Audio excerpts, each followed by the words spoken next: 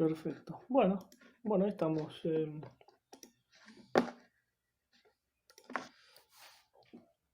Esta es la temática de hoy, la unidad 8. No les comenté, pero adelantamos la unidad 7, que es de adversidades, que la vamos a dar la semana que viene.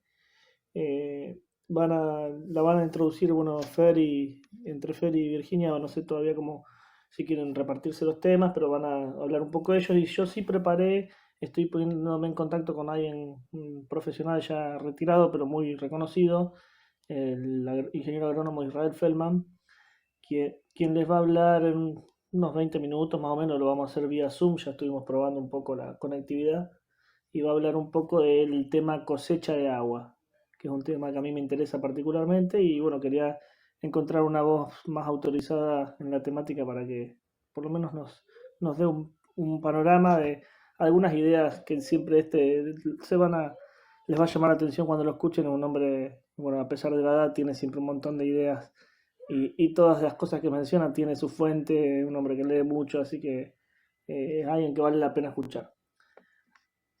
Es el padre de mi directora de tesis. Así que bueno. Bueno, vamos ahora sí con esta temática, que es la unidad 8, evaporación y evapotranspiración de humedad del suelo. Voy a activar el láser por las dudas.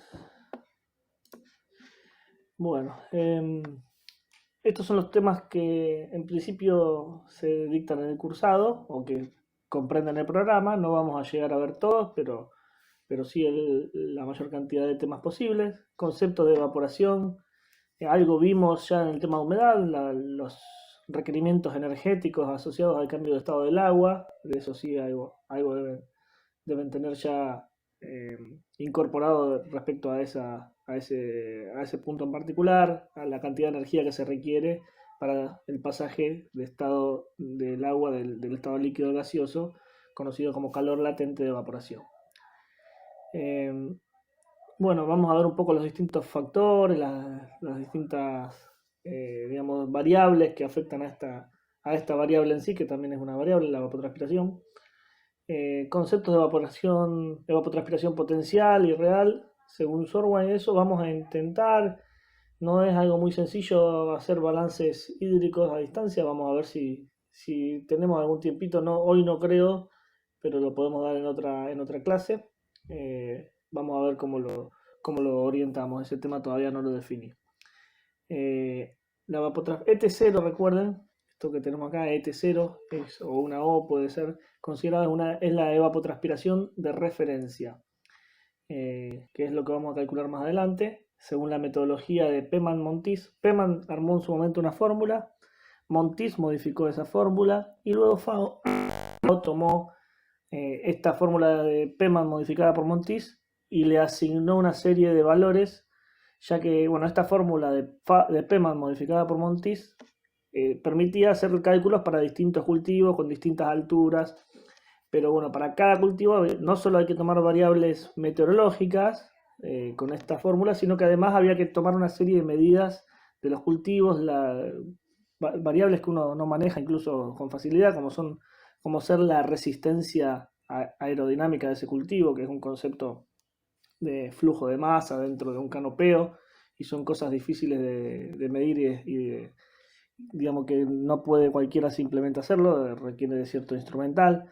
Entonces, bueno, estas complicaciones que traía esta fórmula modificada por Montis, que requería de estas mediciones, lo que hizo FAO fue tratar de simplificarla y llevar esos valores sobre todo resistencia aerodinámica, a un cultivo ya definido, denominado pastura de referencia o pasto de referencia o cultivo de referencia, que no es más ni menos que una pastura de gramínea de unos 12 centímetros de altura. Como requisitos para este cultivo de referencia se considera primero que el suelo está perfectamente provisto de agua, que no hay deficiencias hídricas, y que el cultivo, la vegetación, cubre completamente el suelo. Entonces esa metodología, como les decía, lo que hace FAO es facilitar esto para que solamente el usuario tenga que incorporar datos de variables meteorológicas. Ya vamos a ver las variables que intervienen en este cálculo, pero digamos, lo que facilita es eso, son datos que están en las estaciones meteorológicas disponibles de manera diaria, mensual o anual. Uno puede recopilar esos datos de todas esas variables y estimar la evapotranspiración de ese cultivo de referencia, de ese pasto que tiene 12 centímetros de altura, que tiene una resistencia aerodinámica de 70 segundos por metro, si no recuerdo mal la unidad, que tiene un albedo del 23%. Entonces, estos son todos parámetros que están definidos y que todo lo que son parámetros fisiológicos del cultivo ya se los fija FAO. Lo que permite esto es que uno, teniendo ya ese dato de referencia, la evapotranspiración de ese cultivo de referencia, es luego, mediante estudios de mediciones, la evapotranspiración ya vamos a ver que se puede medir, mientras que la evapotranspiración de referencia es una estimación a partir de datos meteorológicos. La evapotranspiración real de un cultivo se puede medir por pesajes. Hay distintos instrumentos que son de difícil mantención y de difícil, bueno, de costo muy alto, pero bueno, hay pocos, pero los que hay han servido para tomar estos parámetros, incluso han servido para poner a punto este modelo de FAO, de PEMA Montis modificado por FAO. Veremos algo de almacenaje de agua en el suelo. No, tampoco vamos a ahondar tanto porque bueno, son temas más de edafología, pero lo que podamos abarcarlo desde aquí lo vamos a hacer. Y después, bueno, cálculo, como lo decía, de balance hídrico mensual, diario, es lo que veremos si podemos llegar a dar algo. Siempre en función de variables climáticas o meteorológicas. Bueno, vamos así a avanzar ahora un poco al concepto o la definición de evapotranspiración. La podemos definir como la suma de dos procesos. En ambos casos interviene el cambio de fase del agua, de estado líquido a estado gaseoso, pero en uno de ellos, en la evaporación, se da directamente desde cuerpos de aguas o desde el agua que está en el suelo o en los poros del suelo. Ese pasaje de líquido gaseoso sin mediar vegetación se denomina evaporación, mientras que el pasaje de líquido gaseoso a través de un cultivo se denomina transpiración. A los fines agronómicos, realmente este valor es de suma importancia porque la transpiración, ya vamos a ver, que es la que se da a través de los estomas, es el intercambio gaseoso que se da en los estomas, salida cuando una planta está transpirando activamente, sale activamente y a tasas muy altas el vapor de agua por los estomas, y en la medida que el vapor de agua sale por los estomas y los estomas permanecen abiertos, permiten el ingreso en simultáneo por las mismas aberturas del dióxido de carbono. Lo cual está íntimamente relacionado al crecimiento o a la tasa de crecimiento de la vegetación. Tanto es así que si en distintas mediciones o curvas o regresiones de cómo se modifica la producción de biomasa aérea de distintos cultivos por unidad de agua evapotranspirada, o en realidad acá esta figura es expresamente la parte transpirada, ni siquiera contabiliza la parte evaporada. Vemos que el ajuste es perfecto para casi todas estas especies. Obviamente hay algunas especies que con 200 milímetros de agua transpirada producen mucho más, como ser el sorgo, algo lógico por tratarse de una C4. Y bueno, hay algunas especies que producen un poco menos de biomasa. Mientras mayor sea esta pendiente, mayor será la eficiencia de uso del agua. O sea, los gramos o kilos de biomasa producido por milímetro transpirado. Así que por eso es que es tan importante apuntar en las prácticas de manejo a tratar de incrementar estos valores de transpiración vegetal y no tanto, o hay que intentar desfavorecer o inhibir los procesos de evaporación directa. La base de todo este material, la base bibliográfica que se considera, digamos, oportuno leer para estar actualizado en esta temática, no es un libro tan reciente, es el FAO 56, está disponible en internet, acá tienen el link, es algo que se consigue en español o en inglés, que es la evapotranspiración de cultivo. Está en la versión en inglés, pero está perfectamente comprensible en castellano. Luego tenemos, a partir de este valor de evapotranspiración de referencia, y de una serie de variables de manejo uno puede expandirse un poco más a otros modelos de simulación, como ser el aquacrop. Hay muchos modelos de simulación de cultivos que tienen como variable de ingreso la evapotranspiración de referencia, entre otras. Luego, en este tipo de modelos que son más complejos, como le decía, uno puede incorporar profundidad de horizontes, textura de suelo, un montón de variables edáficas eh, que son mucho más completas. Cobertura de suelo, manejo de los rastrojos, cantidad de lluvias periódicas, porque bueno, son datos interesantes que también lo pueden ver en el FAO 56, el efecto de no solo de la cantidad precipitada, sino de la frecuencia de precipitación. Eventos de montos no muy elevados, pero muy frecuentes, fomentan mucha mayor evaporación y pérdida de evaporación del agua por tener la superficie del suelo humectada. Es preferible tener un evento de 50 milímetros a tener 5 eventos de 10 milímetros, en tanto que esta última opción, por ejemplo, genera muchísima más evaporación directa del suelo. Así que este es otro material también disponible que pueden consultar quienes les interese, tanto en inglés como en español, avanzar en el empleo de este tipo de modelos de simulación. Bueno, las formas de determinar la evapotranspiración, la forma estándar de medirla es mediante lisímetros, que son, como les decía, instrumentos costosos y de difícil mantenimiento. Hay de distintos tipos, incluso se puede usar este tipo gravimétrico de balanza, donde tenemos una vegetación sembrada, que puede ser un cultivo, como puede ser el pasto de referencia.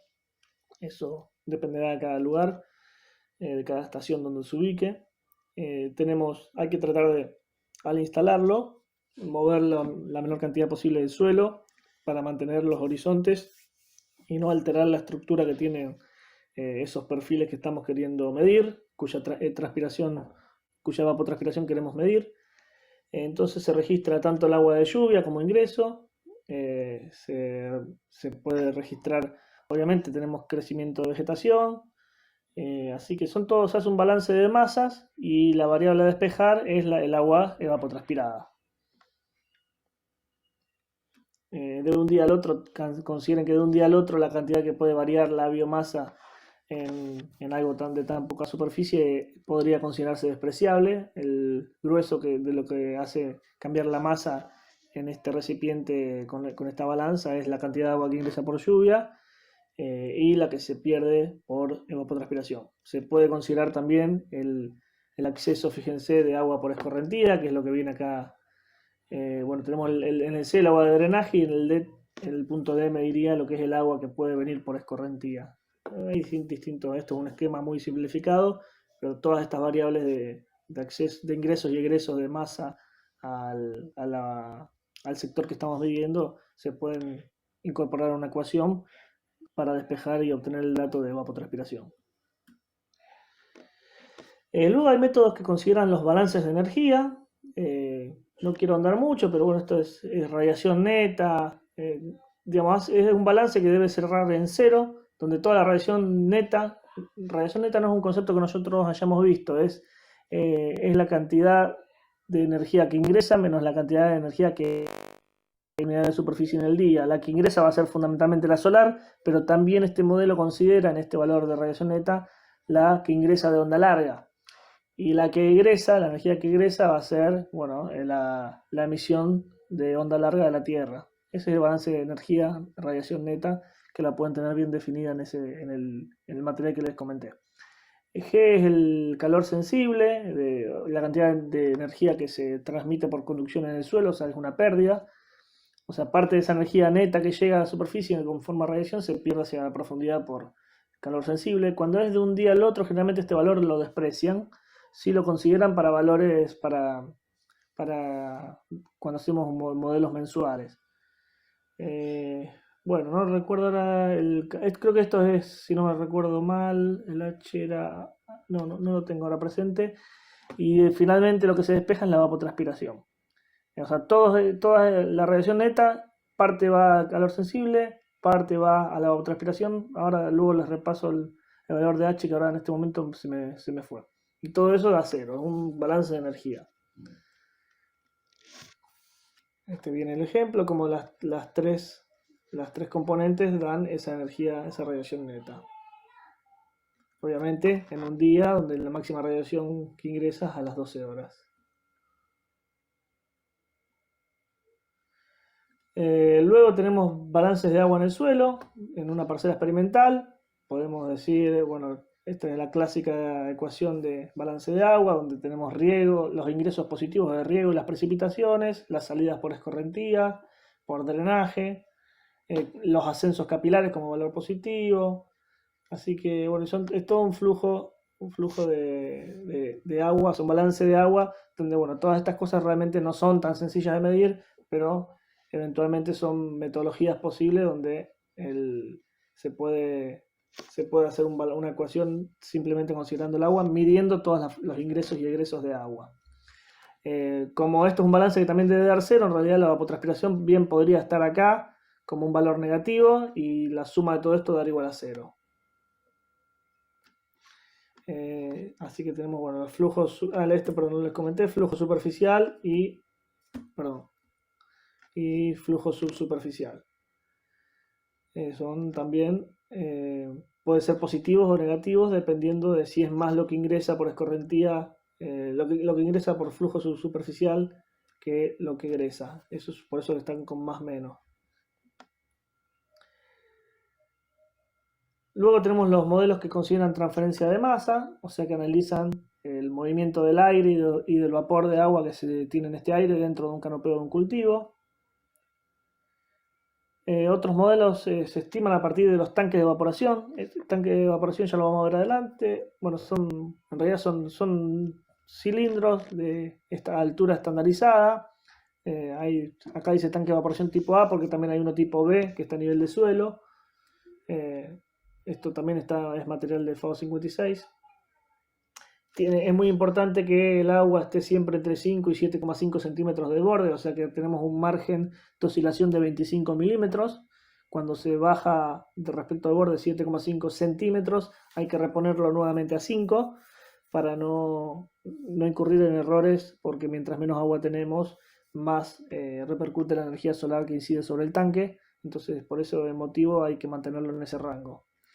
Y tenemos una regla enrasada a nivel, para medirlo a nivel, mirando el RAS se puede ver a qué nivel se encuentra el agua día a día, una variable diaria. Y luego lo que abunda, lo que más se está haciendo, a partir de modelos que han sido validados, como les decía, mediante lisímetros, el uso de datos climáticos, la estimación de la evapotranspiración empleando datos climáticos. Hay distintos métodos, como les decía, un método de muchos, se han utilizado muchísimos años, el de Sorwine se sigue usando para lo que es cuenca, estudios de cuenca por la facilidad, solamente se requiere temperaturas medias mensuales. Y luego, como les decía, el de Penman, bueno, hay un montón abundan, el de Turk, cada uno usa distintas variables.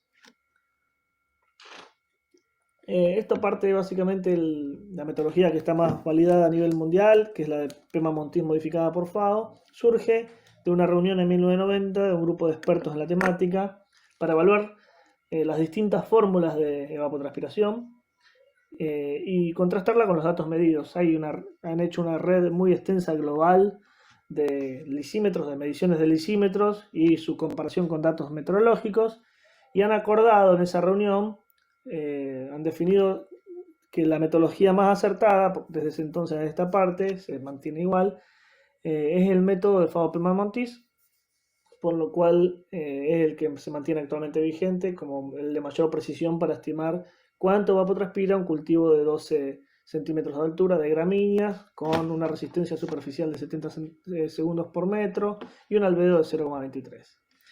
Eso fue el consenso que se llegó en esa reunión y es lo que actualmente sigue vigente como metodología para estimar la evapotranspiración de referencia. Para tener un poco una idea de las unidades, recuerden, bueno, esto también es sacado de FAO 56, Es una forma de convertir milímetros día a otras unidades. 1 milímetro por día, algo ya habíamos visto, equivale a 10 metros cúbicos por hectárea por día. En realidad el por día se lo podríamos sacar. El milímetro equivale a 1 metro cúbico por hectárea, ya sea en un día, en un mes o en un año. Pero bueno, esta unidad también tiene el tiempo, lo hace por segundo, así que si 1 milímetro por día equivale a 1 litro por segundo por hectárea. Y finalmente, 1 milímetro por día en términos energéticos, que también se la puede medir a la evapotranspiración en términos energéticos, equivale a 2,45 megajoules.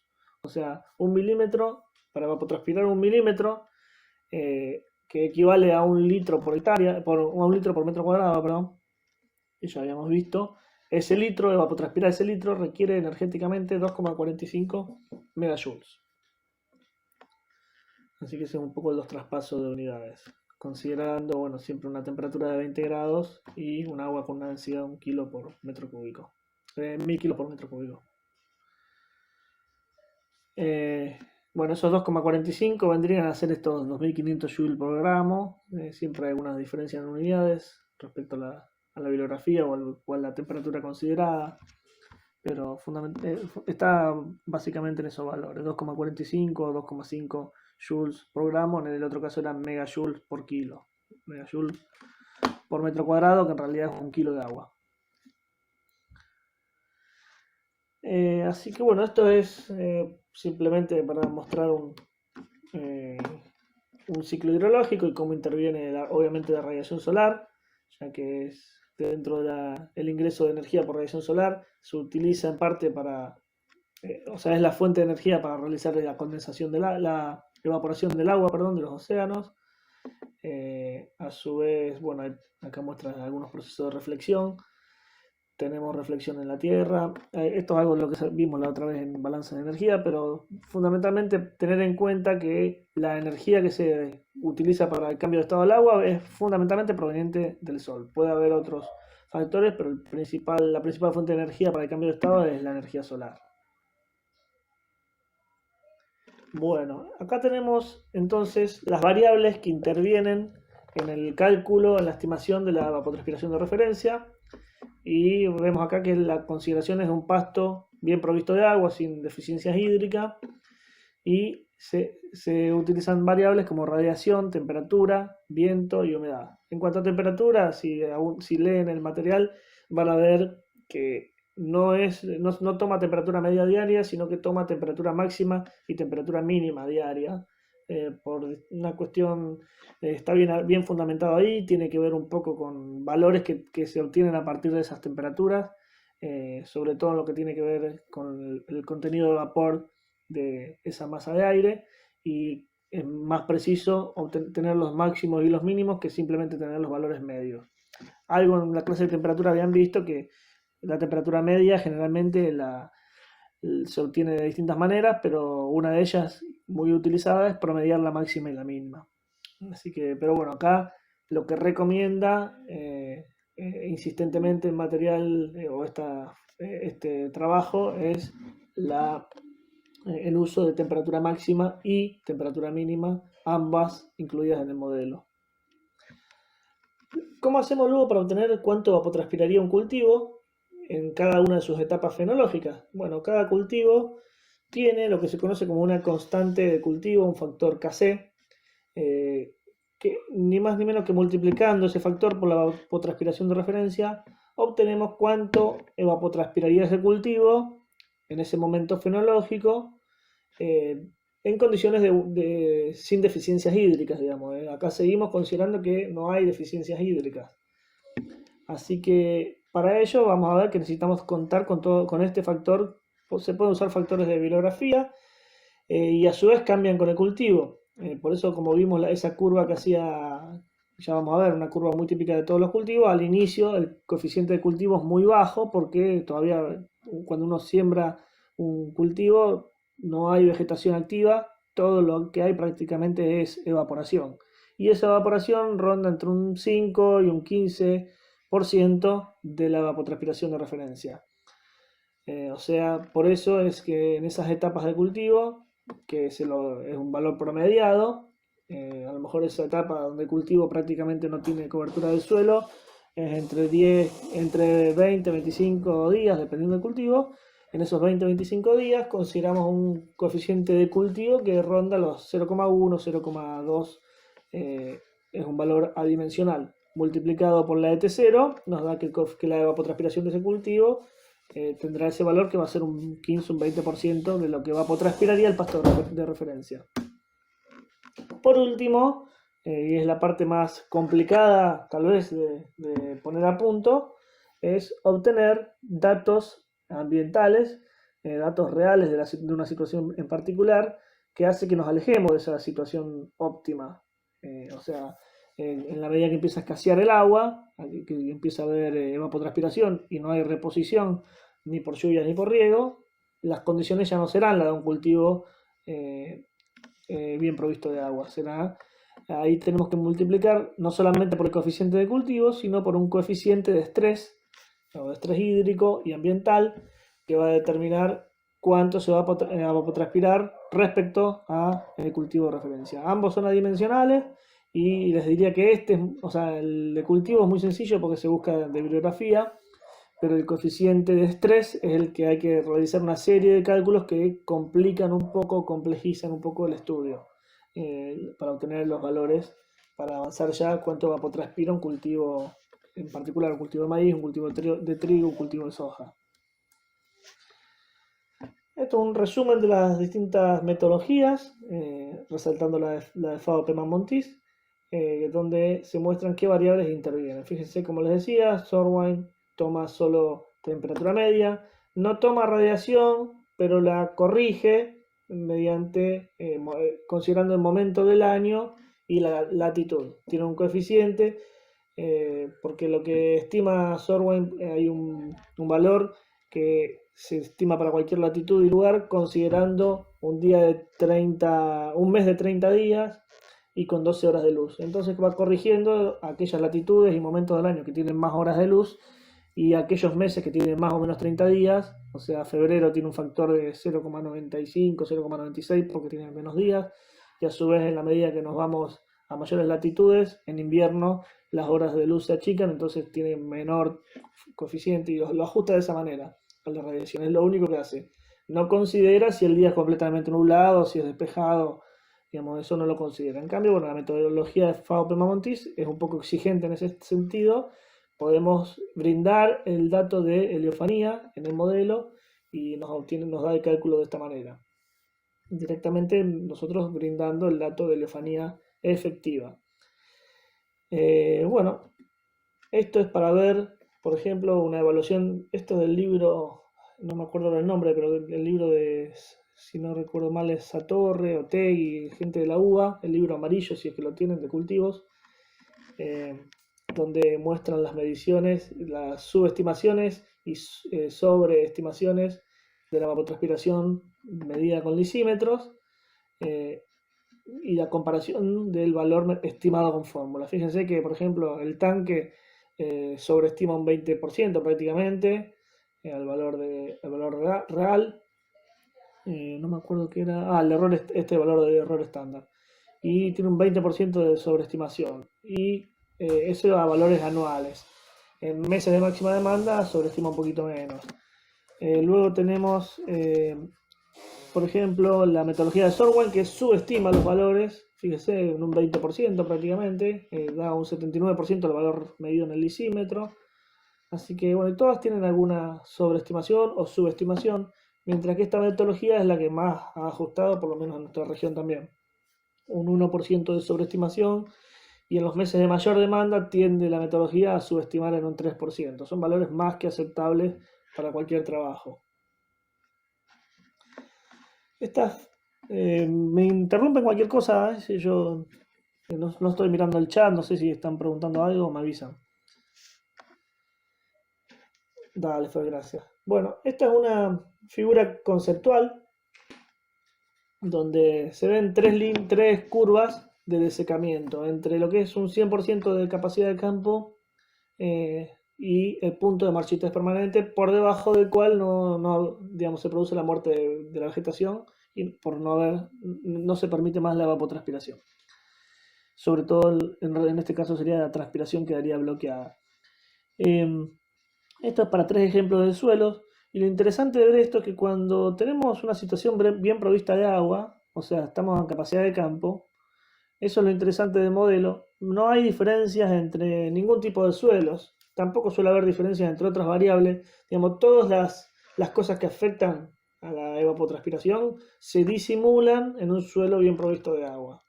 Es por eso que, y este tipo de cosas repercuten en cuestiones de manejo también. O sea, si tenemos un problema de faltante de plantas, sobre todo en cultivos que tienen cierta flexibilidad como son la soja, eh, en años de mucha precipitación, todas las falencias se disimulan, todos los problemas o las malas prácticas de manejo se disimulan. Las cosas empiezan a notarse en la medida que hay una desecación o una faltante o comienza a aparecer el estrés hídrico. Fíjense que con un 50% de capacidad de campo, por ejemplo, para un suelo arcilloso, acá no se ve bien, pero esto es la evapotranspiración del cultivo ajustada dividido la evapotranspiración, dividido la evapotranspiración del cultivo potencial, digamos, en condiciones óptimas. Eso es lo que quiere decir.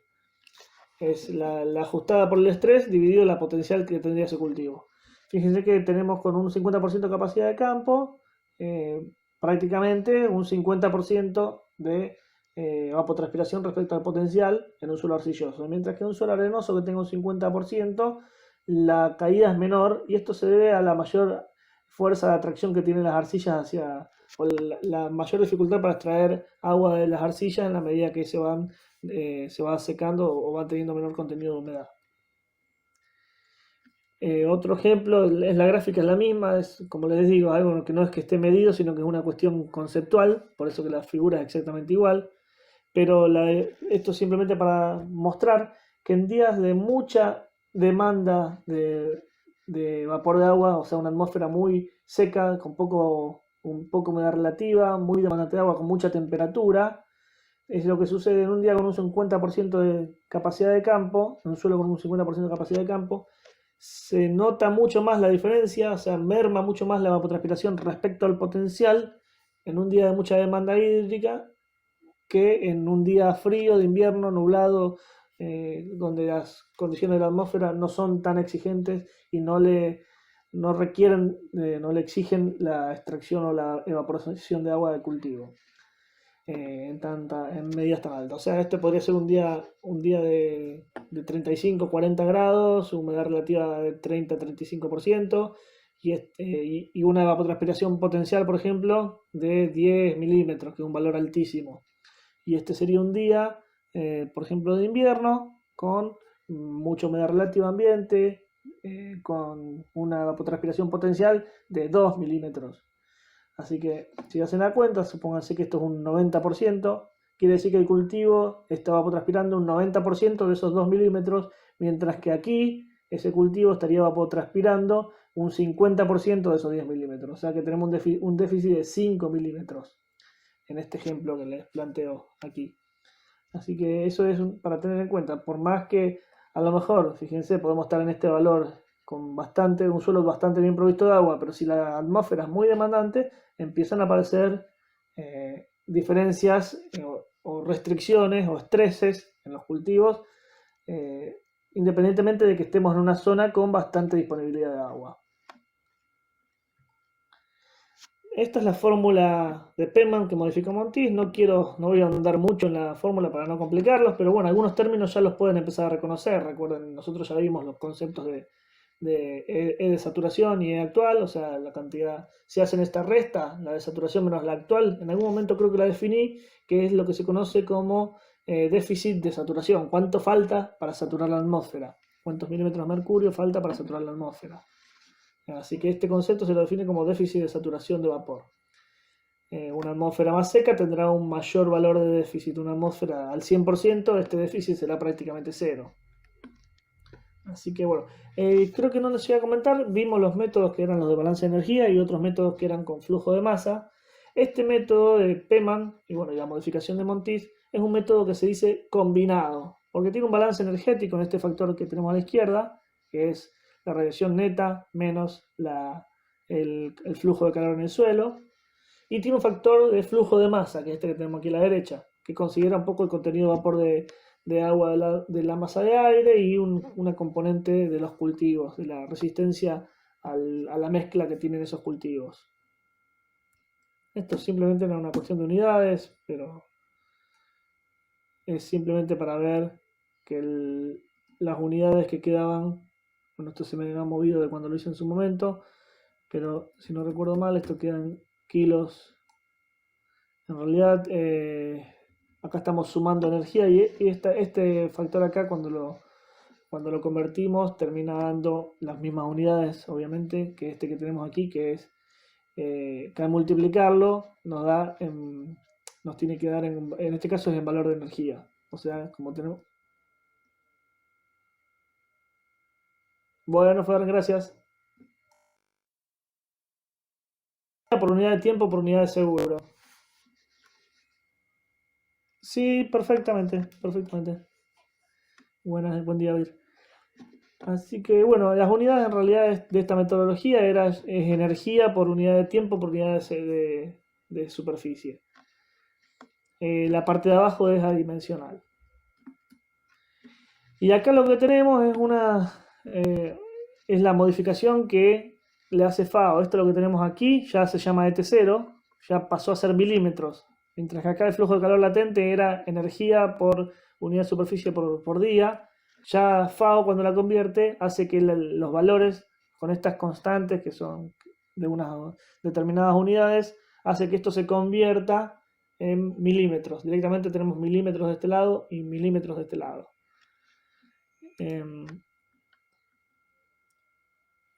Esta es la ecuación de FAO, donde, bueno, les remarco aquí las variables de ingreso al software, las variables metodológicas que ustedes tienen que considerar.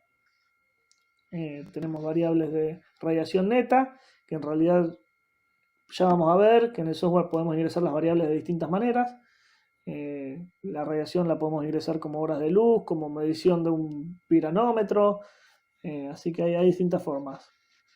La temperatura, esto lo calcula, lo estima el software en la temperatura media, pero obviamente nosotros ingresamos máxima y mínima, como les comenté. Este valor de acá es la velocidad de viento a 2 metros de altura.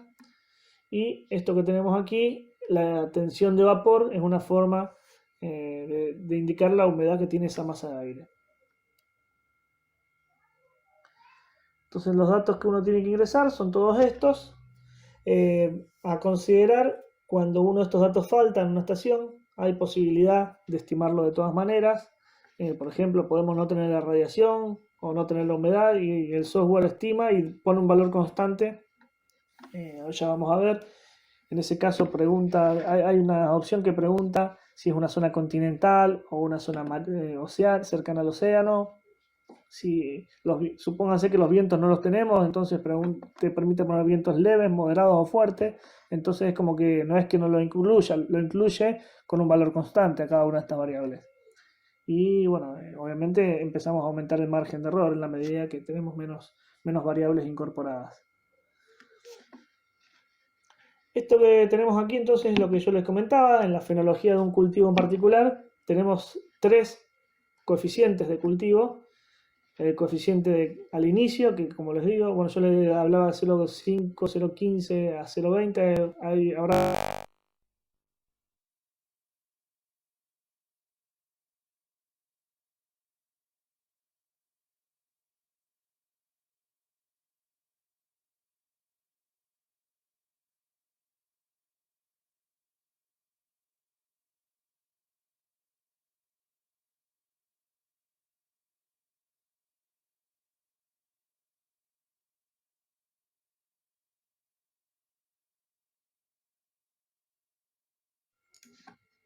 Bueno, ahí estoy. Perfecto. Tenemos una constante inicial, que tiene un valor de 0,4, una constante de mediados de temporada, que es el valor máximo que toma el cultivo, entre 1,2, 1, en este caso 1,25 para así hacer, y una constante al final. Obviamente cuando hay un cultivo anual, por ejemplo, este valor suele ser bajo y también suele ser mayormente debido a la evaporación y no tanto al cultivo que ya se encuentra senescente, digamos, sin transpirar. Y entonces tenemos 3 coeficientes de cultivo y tenemos 1, 2, 3, 4 momentos que tenemos que definir la duración de esos momentos, que es el momento inicial, a partir del cual comienza esta fase lineal, de crecimiento lineal del coeficiente de cultivo, que es la que se denomina desarrollo de cultivo, donde el software calcula, en realidad nosotros no vamos a hacer esto, porque esto es la etapa que calcularíamos con el aquacrop, donde ya metemos datos de cultivo. Nosotros vamos a llegar hoy, por de pronto, a ver el ET0, pero para quienes quieran avanzar en algún momento con el aquacrop, tienen que ver que metiendo estos valores de estas constantes, lo que hace el software es calcular cada uno de estos días a cuánto llega ese coeficiente de cultivo. En cada uno de estos días de desarrollo aumenta linealmente el coeficiente de cultivo, o sea, cada vez se parece más a esa pastura de referencia. Cuando llega a valor de 1 significa que evapotranspira tanto, igualmente lo mismo que una pastura de referencia. Y cuando lo pasa es que evapotranspira más que esa pastura de referencia. Luego tenemos la duración de esta mitad de temporada. Por ejemplo, un cultivo de maíz se suele hablar de los momentos de máxima evapotranspiración alrededor de floración. Suele coincidir con el periodo crítico en ese caso. Y tenemos una cantidad de días que se queda con un valor constante en ese pico de transpiración, donde el coeficiente de cultivo es máximo. Y llega un momento a partir del cual comienza a darse los procesos de senescencia, donde ese cultivo empieza a evapotranspirar cada vez menos, y hasta incluso igual que el cultivo de referencia, y luego cada vez menos, menos incluso que el cultivo de referencia, hasta llegar a este valor final. Todo esto son como si fuesen interpolaciones lineales entre estos valores conocidos. Acá le marco como por momentos se transpira menos que el cultivo de referencia, por momentos evapotranspira más que el cultivo de referencia. El cálculo es muy sencillo, la evapotranspiración de cultivo es la evapotranspiración de cultivo de referencia por un coeficiente de cultivo, considerando aquí que no hay estrés hídrico. Esta es una gráfica que es muy útil para comprender que en un cultivo anual, desde la siembra a la cosecha, como les decía al principio, esto es la proporción, fíjense, la proporción de la evapotranspiración que corresponde al proceso de evaporación en lo que está por debajo. Y lo que corresponde a transpiración es lo que está en blanco por encima de esta curva.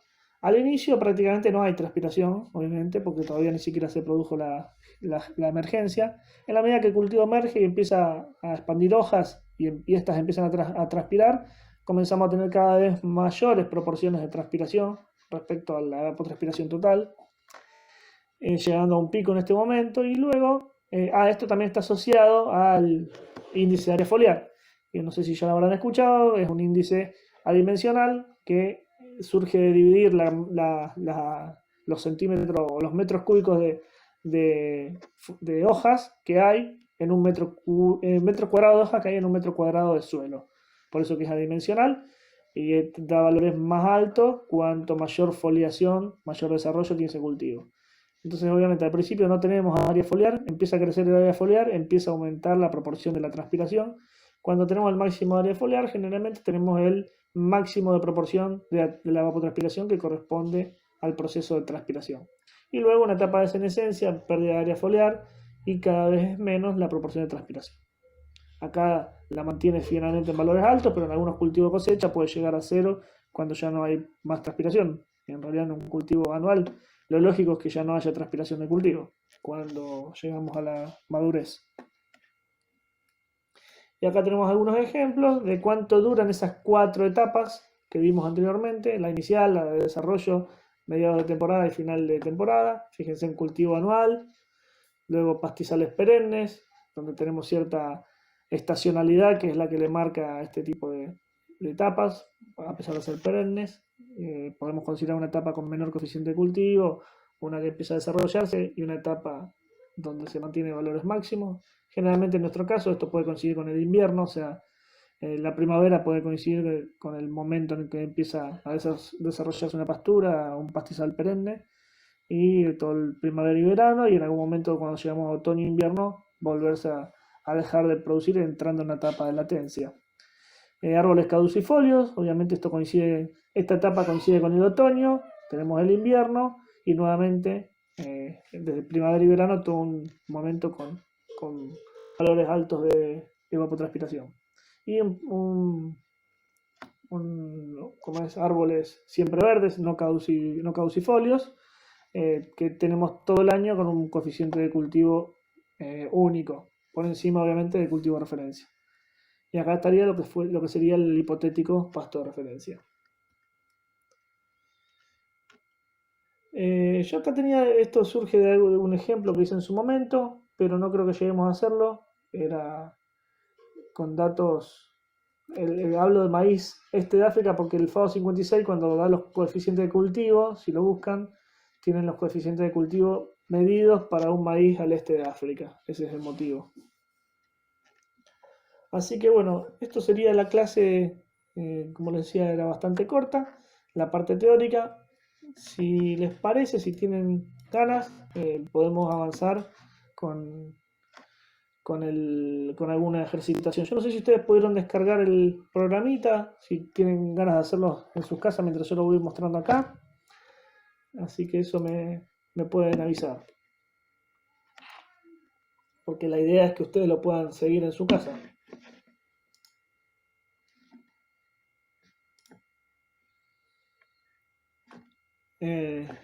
Si quieren escriban o hablen por micrófono, comentándome si han podido descargar, si lo quieren descargar ahora.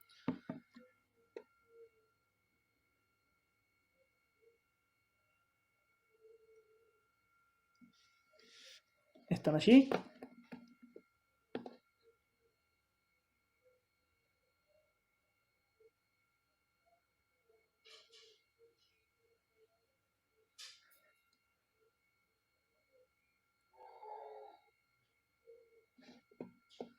Puede ser. El programa yo se los pasé, se descarga fácilmente de aquí. Creo que está acá.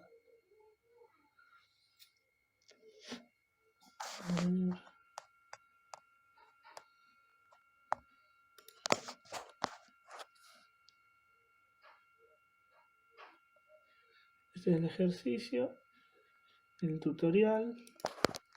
Y de acá de la página que les puse lo pueden descargar.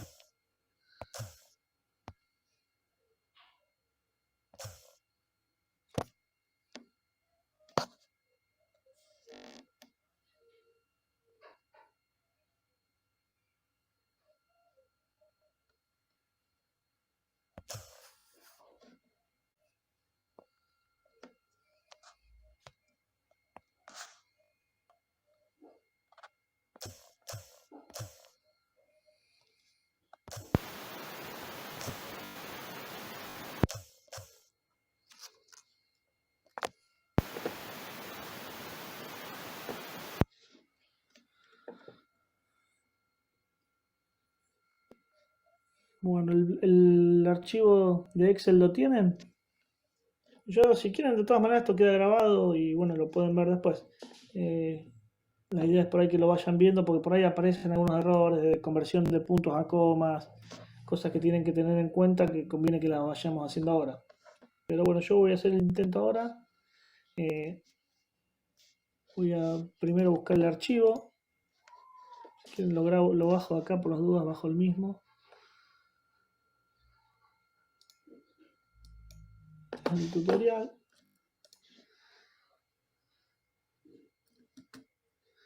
Este es el archivo en Excel.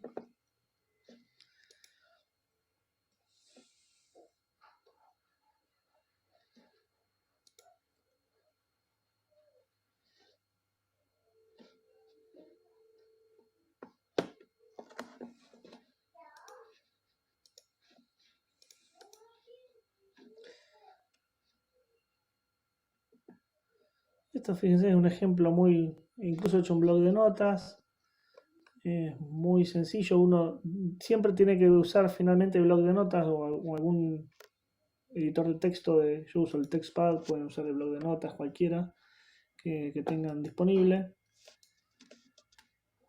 Y se copian los datos del Excel. Eh, solamente los números se copian. Si fuera este caso, este ejemplo que tienen acá, solamente se copian los números de las variables. En este caso, ahí se me está abriendo el Excel. Este N no sé qué sería, ¿no? Horas por día. Ah, esto N es la radiación, la cantidad de horas de heliofanía. Entonces, en este caso, uno simplemente copiar todas estas columnas sin los textos de los títulos. Eso se copia, o sea, el primer paso es copiar eso en una planilla en un blog de notas. Vamos a usar el ejercicio de esa valla. Recuerden que esto tiene que ser en puntos.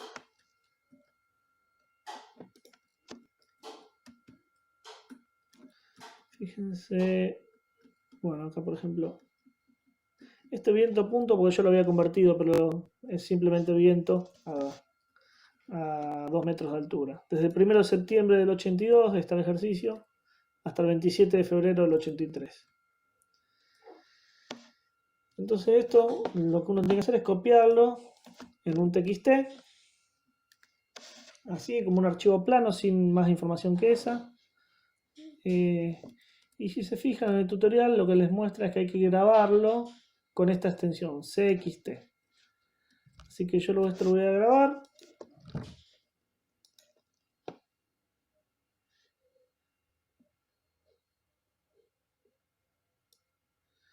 Lo voy a grabar en el escritorio.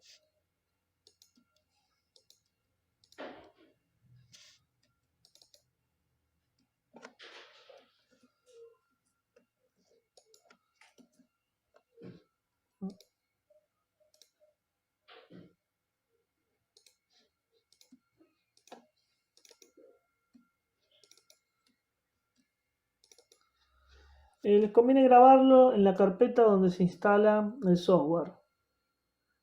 Sobre todo en la carpeta importados. Para luego poder importarlo. Vaya, 1982. Ejercicio.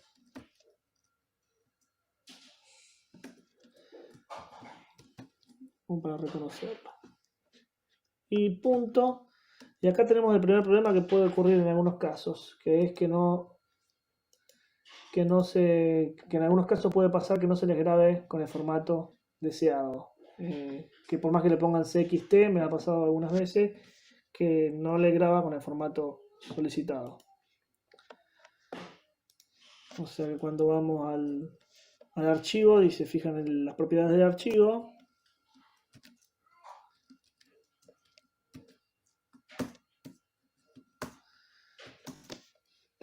lo importante es que se grabe con este formato de extensión CXT. O ustedes si ponen botón derecho a propiedades, ver que esa sea la extensión. Que no sea un TXT, que muchas veces pasa que le pone el punto CXT acá y sin embargo el archivo es un TXT. Así que con este archivo recientemente creado podemos sí comenzar a trabajar con el software.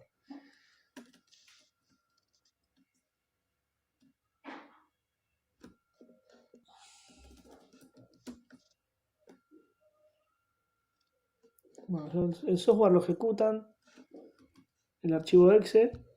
Fíjense que no hay ni que instalarlo, se baja así como una aplicación que no requiere instalación. Cuando damos a iniciar, no sé si todos si me siguen, espero que me sigan, porque no los he escuchado. No sé si hay alguna pregunta. Pero bueno, finalmente uno lo que tiene que hacer es buscar ese archivo que acaba de editar. Se puede arrancar de cero también, pero es mucho más complicado. Hay que poner datos día por día de cada una de las variables. Lo más lógico es hacer lo que hicimos recién. En realidad, claro, más que seleccionar un data file es importar datos climáticos, que es lo que acabamos de crear. Y tenemos este archivo que acabo de crear, que fíjense que cuando lo selecciono, me indica que hay 180 líneas, o sea, son 180 días, y hay 5 parámetros climáticos. Ya eso nos lo está indicando allí. Le damos importar. Y ya tenemos un error. ¿Por qué? Eso es por la fecha considerada. Eso lo tenemos que arreglar acá, en Meteorological Data. Ustedes tienen que poner la fecha, como dijimos, desde el primero. Y esto suele ser bastante rebuscado, a veces vuelve para atrás, hay que tenerle paciencia. 1970. 1982 hasta el 27 de febrero de 1983. Y automáticamente, fíjense que muestra 180 records. Ahora sí, debería permitir importárselo. Bueno, hay algo más que está con error. Hay que ponerle toda la información al archivo. La estación, nombre de la estación. Estos son datos anecdóticos, digamos, no los evalúa, pero bueno, son datos que pide para que figuren parte del archivo. El archivo será Zavalla 1982 83. Voy a poner como para reconocerlo. Luego tenemos que completar todos estos datos. Eso estaba en status report. Pero hay que completar los datos de la estación. 33 grados, 33 grados, lo que era 0,1 de latitud sur. La longitud es también anecdótico, no lo considera para nada, porque considera que para cualquier longitud es lo mismo, pero no importa, vamos a dejar en 60, no me acuerdo los decimales, pero vamos a dejar en 60 oeste. Y la altitud le ponemos 41 metros. Esto sí lo considera para algunas variables que dependen de la presión y que el software las corrige para llevar todo a 0 metros sobre el nivel del mar o hace la corrección en base a la altura.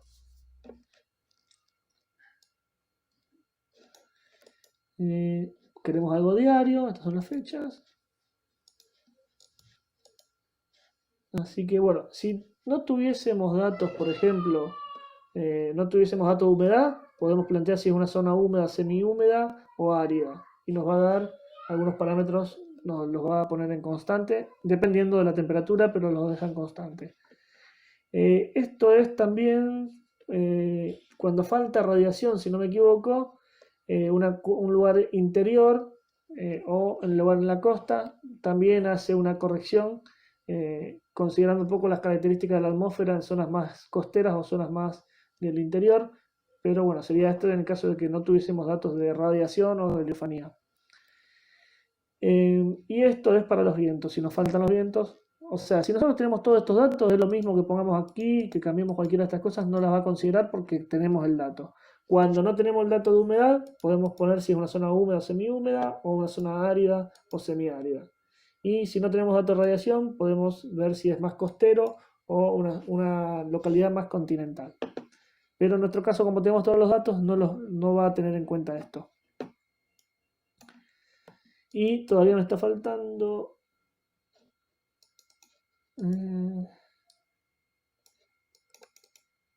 ahí está, no lo había seleccionado. Y me faltan los parámetros todavía. Acá, Climatic Parameters. Acá detecta las 5 columnas. Entonces nosotros tenemos que recordar qué es cada columna basándonos en el archivo Excel. Algo que les comenté antes, creo, pero bueno, todo esto tiene que estar convertido a puntos. Si no lo tienen convertido a puntos y son comas, tienen que tocar reemplazar comas por puntos y ponen reemplazar todo. Bueno, el punto 1 es temperatura máxima, o sea que cuando nosotros cliqueamos acá, automáticamente nos dice qué temperatura es. O sea, estamos en un código de temperatura, pero podríamos ir de humedad, de viento o de radiación. Nos mantenemos en temperatura porque sabemos que esa es la temperatura máxima y dentro de esta cliqueamos la variable que corresponde, que es la temperatura máxima, cuyo código es 101.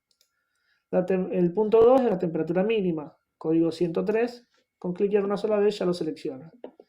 Fíjense que va indicando algunas cuestiones. Está seteado por algún motivo, pero esto se puede modificar con valores máximos. Creo que se puede update data range. Nosotros podríamos...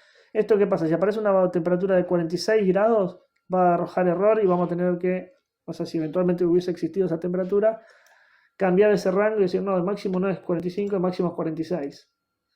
Y toma algunas variables que las asocia directamente y las va cambiando. Por defecto están esos rangos, estos rangos para este parámetro. 45, entre 45 y menos 15, entre 45 y menos 15 para la mínima. Luego vamos a la tercera columna, que es humedad relativa media. Y ahí sí tenemos que buscar humedad relativa. Y tocamos este, Relative Humidity, min que es promedio. Otra cosa, fíjense que si hay un dato que a ustedes les falta, pueden correr el modelo de todas maneras, pero tienen que definir cómo lo van a llamar. Menos 999 le ponen acá. Podrían ponerle menos 99, el número que ustedes quieran. Pero este dato sería un dato faltante. Si yo acá tuviese un dato faltante, lo tengo que cambiar, reemplazar por menos 99 en la base de datos, en el archivo de TXT.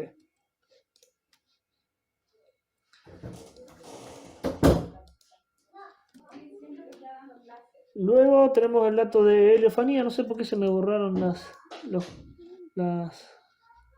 se me borró lo que tenía acá. Pero bueno, el código sigue. A ver, vamos a probar de moverlo. Se me ha ido. Bueno, esperemos que esté bien. Hasta acá habíamos puesto humedad relativa, dijimos. Vamos a ponerlo de nuevo por las dudas. Temperatura máxima, temperatura mínima. Humedad relativa era este, perdón. Luego, o sea que vamos a tener que entrar a datos de radiación solar. Y el valor n es horas por día, que es duración real de la radiación solar, que sería la heliofanía descontada la nubosidad. Fíjense que va entre 14,89 y 0. Este 14,89 lo pone automáticamente por la latitud. Si yo hubiese puesto una estación de una latitud 50 grados sur, este rango sería mucho mayor, obviamente. Y por último, la velocidad de viento, que la tenemos. Esperen que no recuerdo ahora en qué estaba. Estos son metros por segundo. Ahí tenemos todo incorporado y ahora sí debería permitirme importar. Ya está importado perfectamente. Y podemos ir, una vez que cargamos todo esto, fíjense, la estación queda todo cargado. Podemos incluso modificar. Esto no es ni más ni menos que lo que hicimos recién. Yo podría volver atrás y modificar alguna de estas cuestiones.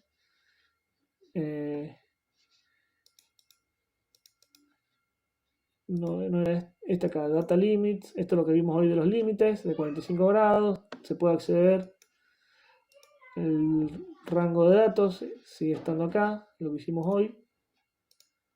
Y las características de estación la puedo cambiar luego de haberlo hecho en ese momento. O puedo volver a hacerlo desde cero tocando acá, pero no sería el caso si no se volvería todo atrás. Tocando ahí sigue el cálculo de T0, nos da una serie de opciones. Nosotros estamos trabajando con mínima y máxima temperatura, si no sería con la temperatura media. En la humedad del aire trabajamos con humedad relativa media. Si tuviéramos otras unidades, por ejemplo, si pusiéramos el dato de tensión de vapor, podríamos tildar aquí, pero no es el caso. Y en ese caso nos pediría, fíjense, este otro tipo de instrumentos, datas del ciclómetro, que son los ventilados, bueno, son otro tipo de instrumentos. Nosotros directamente cargamos el dato de humedad relativa. Si no tuviésemos humedad relativa, el software usa, como les dije antes, en base a si es continental u oceánico, una serie de datos que, fíjense, lo podemos volver a cambiar acá. Sería subhúmedo o más bien alguna localidad más árida. Fíjense qué es lo que considera esto. Si fuera húmeda, considera que el punto de rocío, T de agua es punto rocío, temperatura punto rocío, va a ser igual a la temperatura mínima de un día más una resta que se le hace. Una cantidad de grados que puede ser de 0 grados en este caso. ¿Qué significa? Que el punto rocío va a ser igual a la temperatura mínima. O sea que un lugar húmedo considera que todos los días se alcanza la temperatura de punto rocío, obviamente a la noche. En cambio, si es árido, considera que todos los días la temperatura mínima está 2 grados por encima del punto rocío. O sea, que quiere decir que no alcanza el punto rocío, no se alcanza la condensación. Entonces hace esa consideración en base a estos dos parámetros, o uno podría poner uno que quisiese. Entonces podemos poner 3, podemos poner 1. Esto si nos faltase el dato de humedad. Como nosotros tenemos el dato de humedad, esto en este caso no nos hace falta considerarlo. Lo mismo con el viento. Si no tuviéramos el dato de viento, podemos considerar alguna de estas cuestiones. Esto, por ejemplo, sí lo considera todo esto. Si justo un día nos faltó el dato de viento, bueno, va a considerar que es 2 metros por segundo o el dato que nosotros queremos para ese día faltante. O sea, si algún día le pusimos menos 999, que es el dato faltante, lo va a reemplazar por lo que le pongamos acá. Y lo mismo por la humedad. Si un dato de humedad fuese faltante, lo vamos a completar por menos 999 y lo reemplazaremos por la temperatura mínima en algún caso, o puede ser la mínima más una cantidad. Por lo tanto, va a considerar la humedad con alguno de estos cálculos. Para lo que es radiación solar, toma con las horas de luz. Y fíjense, esto les va a sonar parecido, perdón, estos coeficientes de Armstrong les va a sonar parecido a la ecuación de radiación global. En realidad RS es radiación de onda corta, es radiación global. Y es el coeficiente A, que nosotros le damos en la clase de radiación como 0,18. Fíjense que acá lo consideran como 0,25. Esto cambia con las ubicaciones. Hay calibraciones. De hecho, el 0,18 y el 0,55, nosotros tenemos un trabajo que hemos visto que un poquito cambia levemente. Está muy cercano a esos valores que nosotros le damos, pero para tener en cuenta puede cambiar entre 0,18 y 0,21 y el coeficiente B en algunos casos 0,50, 0,51, depende del momento del año. Son coeficientes que se tienen que calibrar. Pero bueno, acá, por ejemplo, nosotros podríamos cambiar esto y decir que es, como hemos hecho nosotros en el cursado, que esto es 0,18 y que esto es 0,55.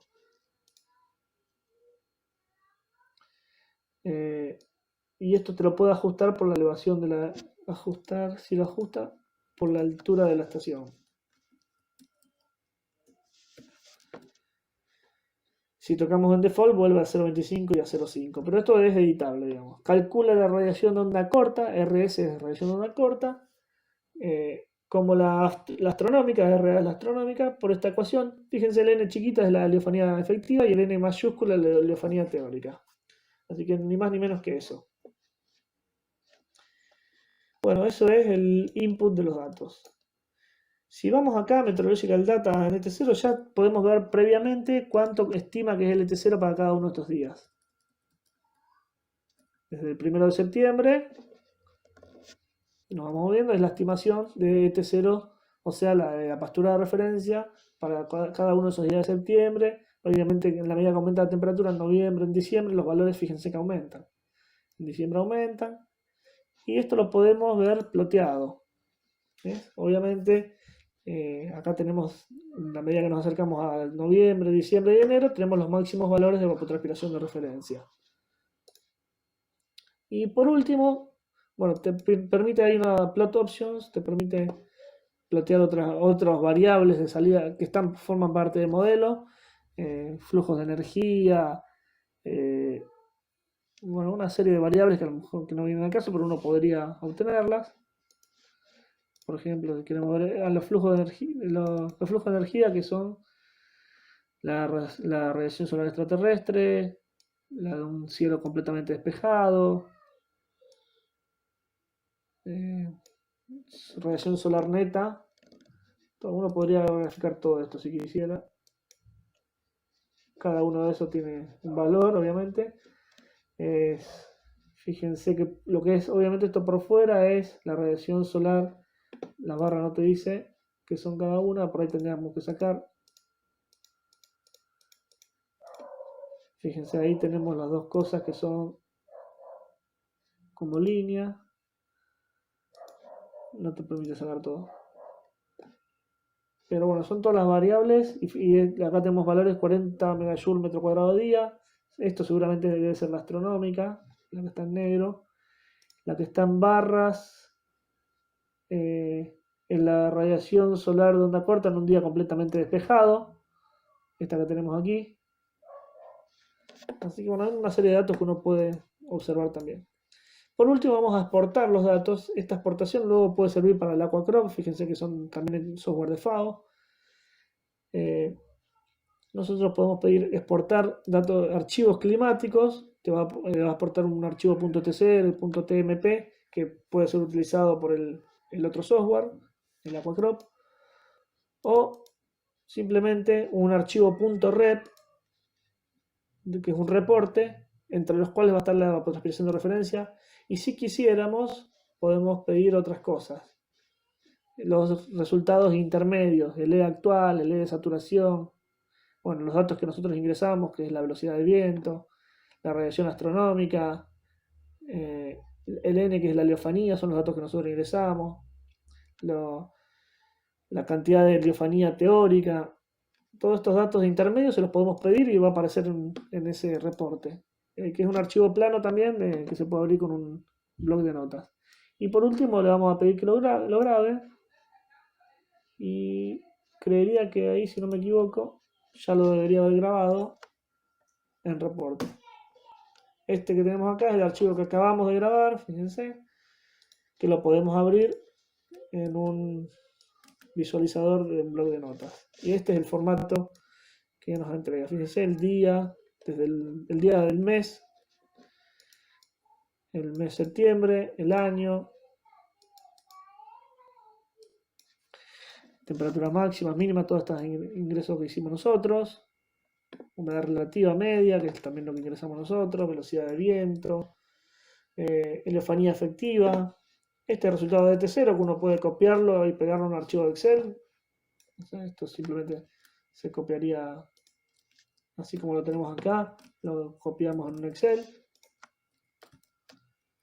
y tenemos el dato de evapotranspiración de referencia,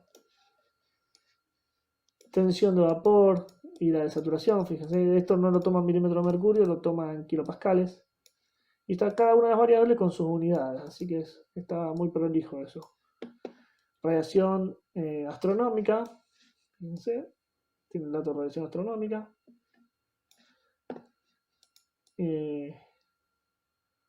Esto es horas por día de heliofanía, pero no veo la diferencia. Porque es el mismo dato. No sé, se ve que lo repite un error de programa. Repite el dato de heliofanía efectiva 2 veces en el reporte. La heliofanía teórica. Fíjense que no. Bueno, esto probablemente tenga que ver con que a lo mejor no puse exactamente la latitud correcta. Tal vez la latitud sea un poquito menos, vaya a saber, porque en realidad estos días, debe haber algún día totalmente despejado, tendría que ver, en la cual estas dos se igualan y el valor es 1. O sea, la efectiva sobre la teórica es 1. Un día completamente despejado con una situación que cada tanto se da, y acá en este ejemplo pareciera no darse nunca. Probablemente tenga que ver con eso que les comenté. Radiación solar de onda corta. Y bueno, es una serie de también otras. Son partes del modelo, no recuerdo exactamente qué sería, son formas de medir también de radiación. Esta es radiación neta, es la cantidad de ganancia neta, que este sí es el que va en la fórmula, que es los ingresos, es como un balance energético, lo que ingresa menos lo que ingresa, considera la emisión terrestre como una salida, así que esta sería la energía neta que forma parte de la fórmula. Así que bueno, con esos datos, por ejemplo, yo lo que he hecho muchas veces en otros cursos que he dado es, a ver si lo encuentro acá.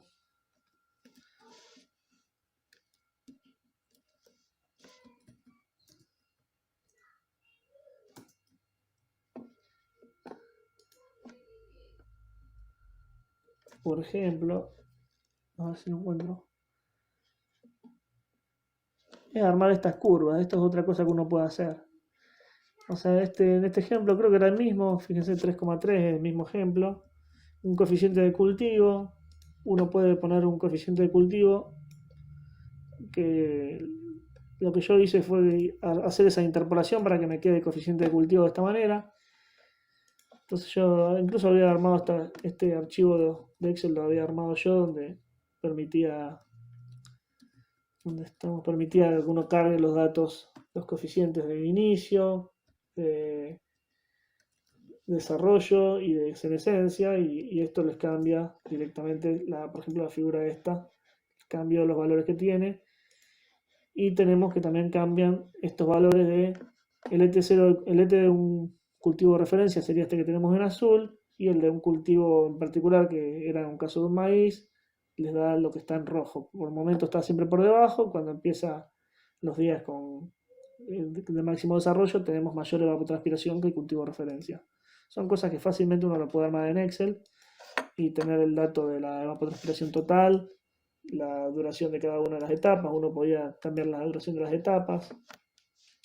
Si esta fuese 20 días, esta 60, todo esto le cambiaría el modelo del desarrollo, el modelo del simulado, digamos.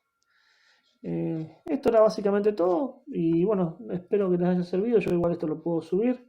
La idea es que esto les sirva más a ustedes, no es tanto para una instancia de evaluación, sí se puede evaluar algunos contenidos que se han dado en la clase, pero bueno, no les vamos a hacer usar el software porque tiene sus complicaciones para darlo así a distancia. Chicos, ¿tienen alguna pregunta del cursado? ¿Alguna pregunta de la clase de hoy?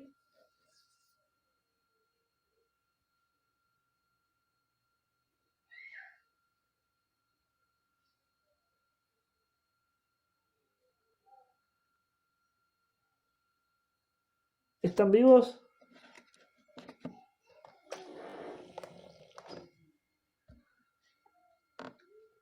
Radiación sí, ya tendríamos que haber mandado todo. Si alguno no recibió, que me avise.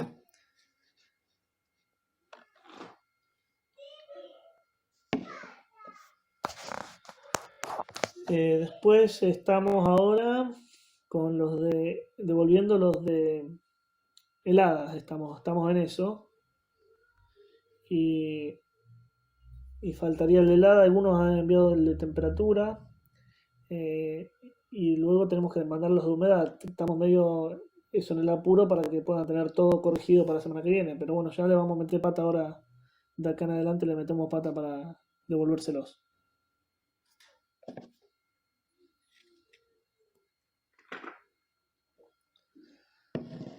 Sí, precipitación, que si no recuerdo mal, habíamos dicho que era para el segundo parcial.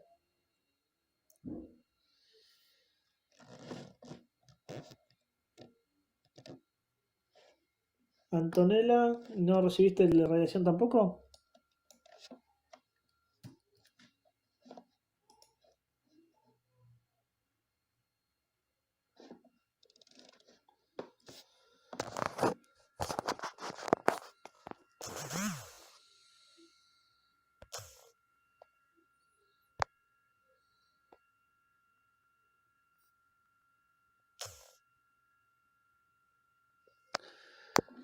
No sé si me escuchás, Antonella. No, no te llegó el de vos enviaste el de radiación, ahí lo busco a ver.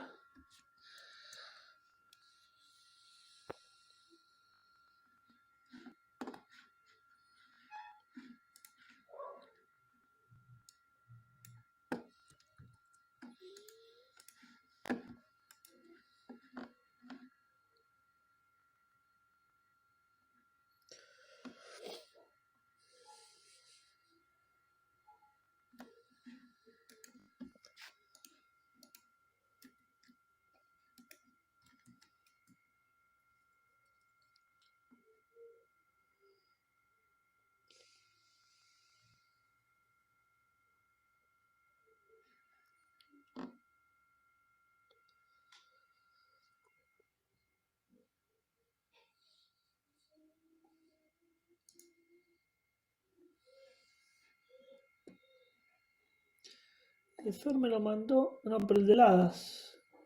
A ver.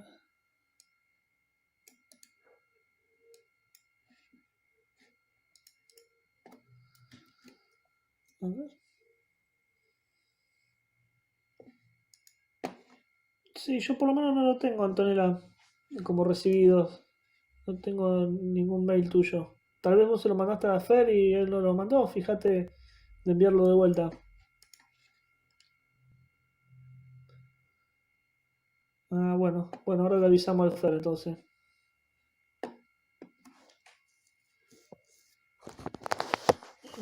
Así que bueno, estamos medio ahí apurados, pero calculo que vamos a llegar bien con los trabajos. ¿Tienen alguna duda del cursado, chicos?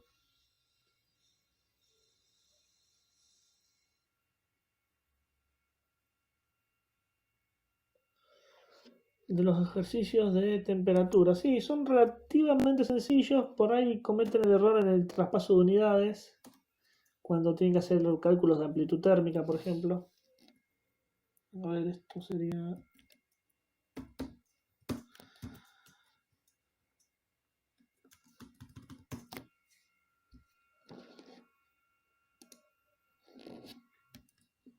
Bueno, después le preguntamos eso al Fer.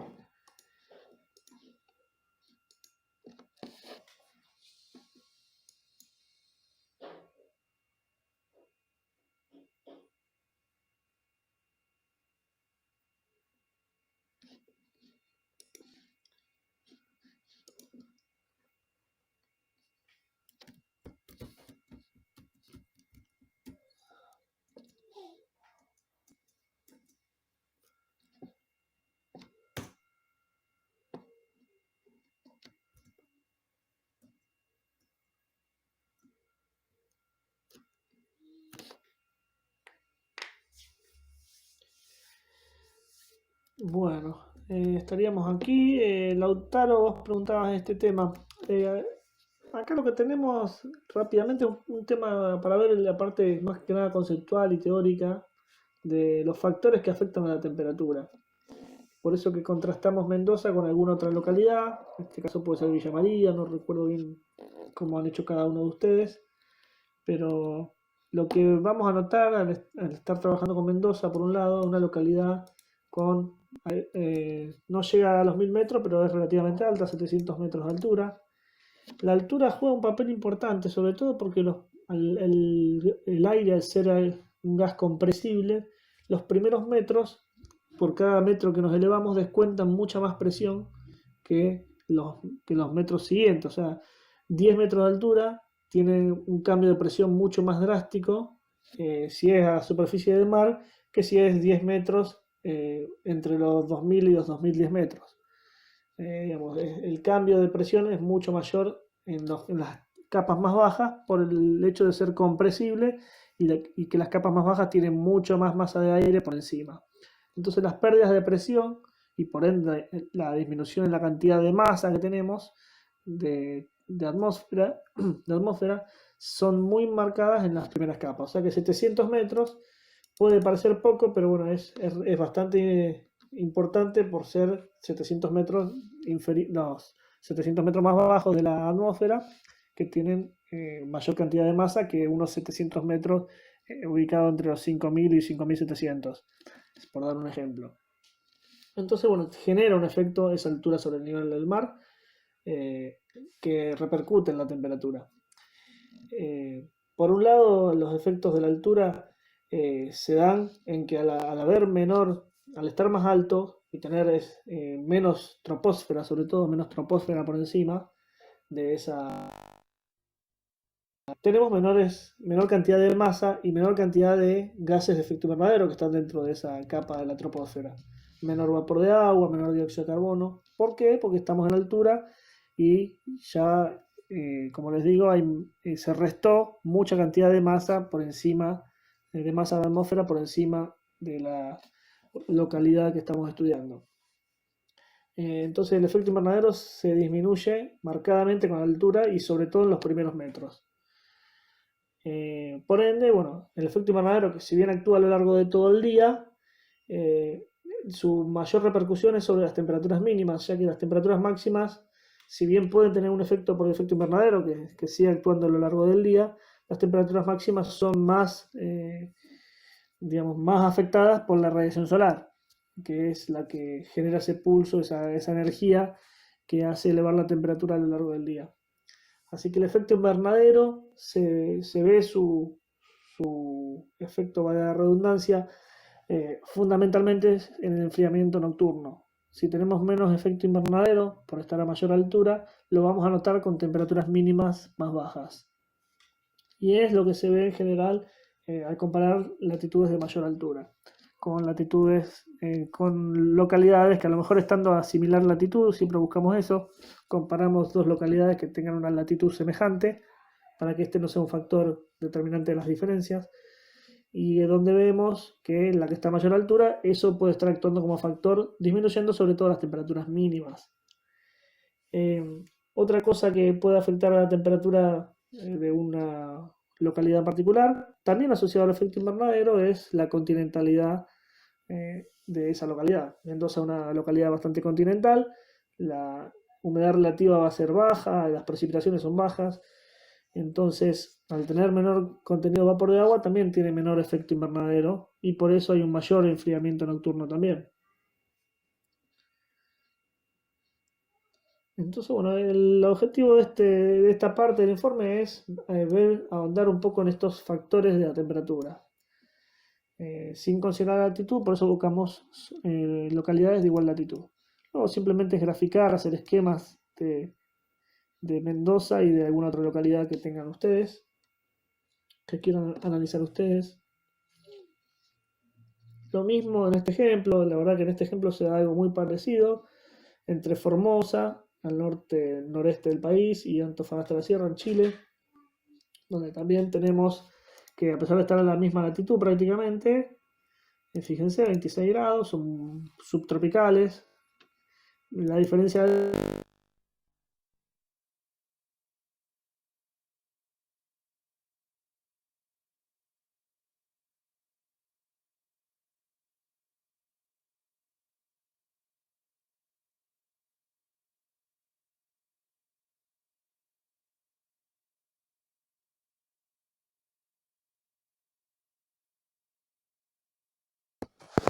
gracias Virginia. Bueno, acá vemos el mismo ejemplo con otras dos localidades de igual latitud, donde la temperatura media anual obviamente disminuye muchísimo en una latitud de mayor altura, en una localidad de mayor altura.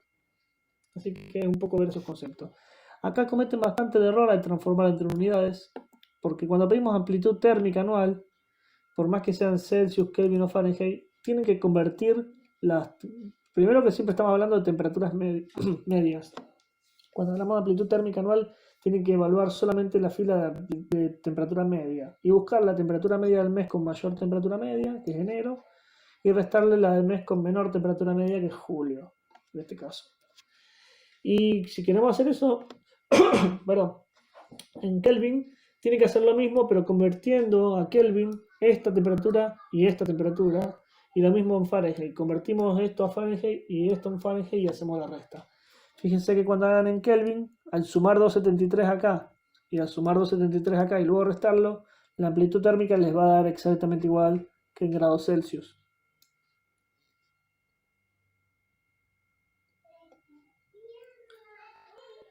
Luego está el gráfico de profundidad, de perfil térmico y de profundidad.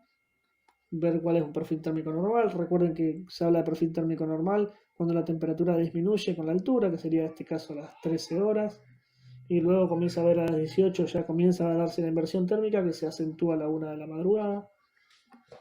O sea, aumento de temperatura con la altura. Pero es un práctico muy teórico, hay muy poca ejercitación aquí.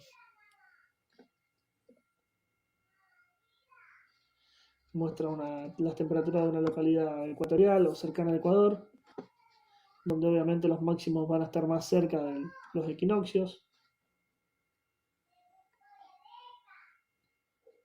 Así que bueno, no sé si tenías alguna otra consulta. Era Lautaro, era. Lautaro era.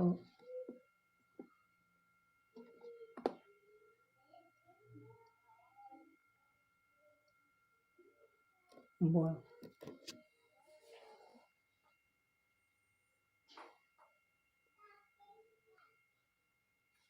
no, por favor. Bueno, nosotros, yo todavía no tengo que ponerme a armarlo el parcial, así que eso todavía no está definido y bueno, veremos. Quedamos entonces, como dijimos, la semana que viene, el día jueves 28. Recuerden que el miércoles 27 vamos a tener esta clase de adversidades y bueno, esa charla acerca de las... Si calculo que de 11 a 12 daremos adversidades y a las 12 sería la exposición, la presentación del ingeniero Felón. El parcial dijimos de hacerlo hasta humedad relativa inclusive.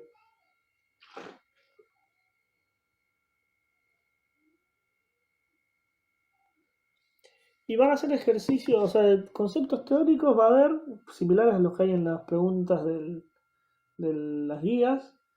Y puede haber algo de factor, algo de tiempo y de clima, conceptos de cómo cambia la radiación con la latitud y a lo largo del año.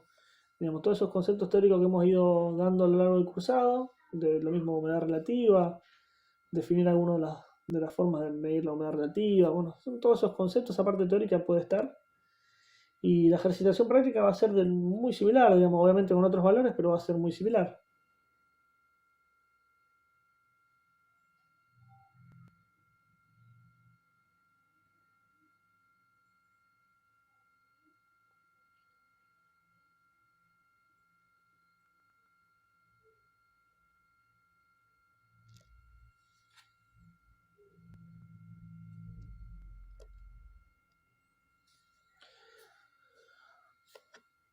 Bueno, chicos, cualquier cosa, estamos en contacto, avísennos, que sea lo más fácil posible. No va a ser tan difícil, no va a ser tan difícil, quédate tranquilo.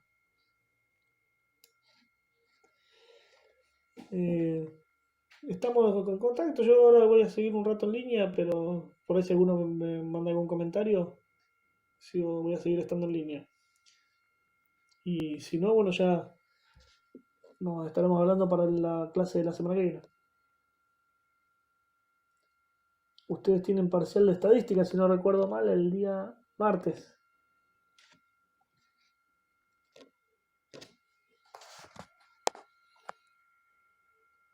¿Cómo vienen con eso?